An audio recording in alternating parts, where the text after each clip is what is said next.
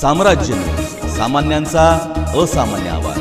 राज्याचे मुख्यमंत्री देवेंद्र फडणवीस यांनी सोलापूरच्या एका कार्यक्रमात आयटी पार्क देण्याची घोषणा केली। सोलापूर शहर उत्तरचे आमदार विजयकुमार देशमुख यांनी या कार्यक्रमात रोजगार निर्मितीची मागणी केली होती। त्या अनुषंगाने फडणवीसांनी ही घोषणा करताच एमआयडीसीला जोडून आयटी पार्कची जागा बघण्याच्या सूचना जिल्हाधिकाऱ्यांना केल्या।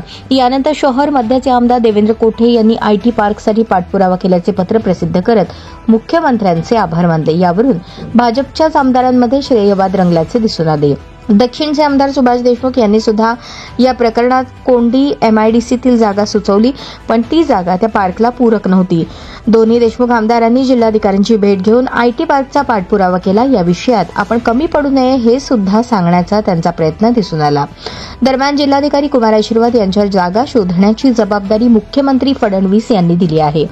अक्कलकोट रोड एमआयडीसी परिसरात अपेक्षित जागा नसल्याने त्यानुसार जिल्हाधिकारी जागा पाहत आहेत। त्यांनी आतापर्यंत होडगी गावाजवळील एक शासनाची जागा पाहिली आहे, ती आमदार सुभाष देशमुख यांच्या मतदारसंघात असून दुसरी जागा त्यांनी पाहिली आहे ती कुंभारी भागात आणि तिसरी जागा बोरावाडी परिसरात, जो भाग अक्कलकोटचे आमदार सचिन कल्याण शेट्टी यांच्या मतदारसंघात येतो।